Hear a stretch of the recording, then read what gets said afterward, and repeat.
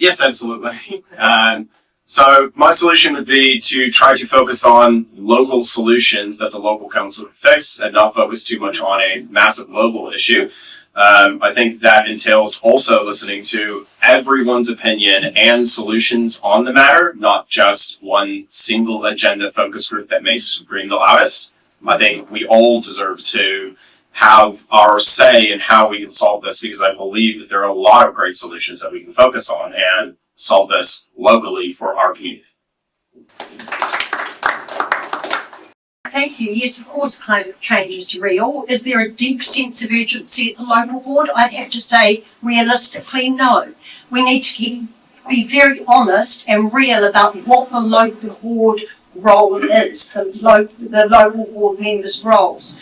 So what I can say is that I do support the low carbon network, so mobilising volunteers. I see Chris here at risk of singling you out. You're out there on the Ola Reef and other in the Hauraki Gulf. Just mobilising volunteers and other community groups is the best way of the Waitemata Local Board actually doing anything with urgency around climate change.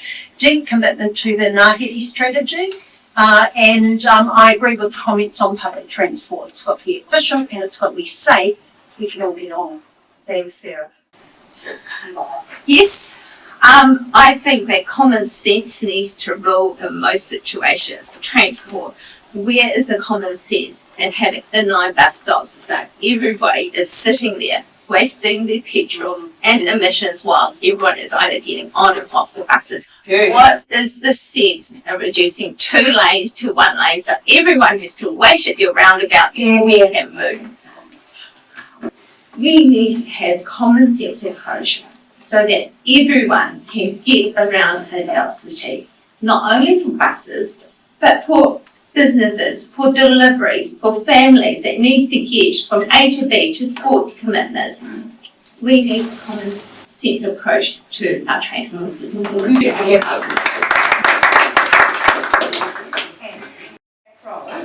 the other, Thank you. Yes, climate change is real, and that's why our approach needs to be a pragmatic one. And that's why it's so important for us to get the basics right. And what that looks like is keeping our stormwater drains clear. We saw the impact of the Auckland floods just a few years ago, and it's still very painful for a lot of us. We need to ensure that that maintenance is regular and we're keeping up with it. 2, listening to communities affected by those weather extremities. And finally, looking after our green spaces, our parks, where we live and play. That's so important. And that's our position on our green spaces, and that's why it's so important to look after this beautiful city of ours. Yes.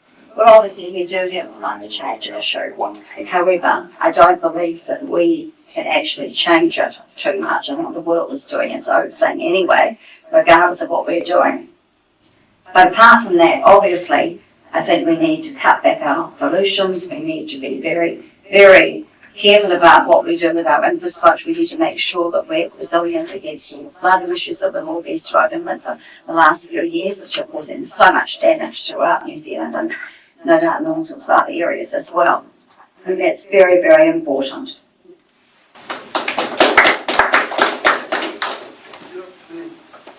Certainly, I believe that global warming is real. And what can we do? Well, I think we need to plant more trees, particularly in our local parks, Grayland Park, Western Springs, and of course Western Park. We need to clean up our waterways, and Cox's Bay and Cox's Creek would be a priority.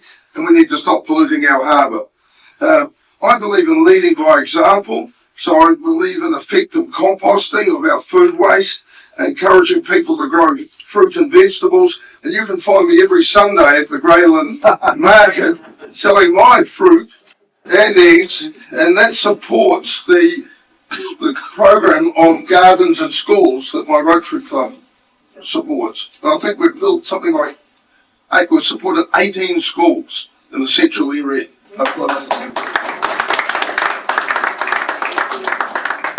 Yes, it is an issue, it is real, and we can see it from Cyclone Gabriel around the world. So, as an incumbent member on the board, I see a lot of initiatives coming through. The council has its climate action plan, there's a lot of theory, but I think there needs to be a lot of education of people to do their little bit.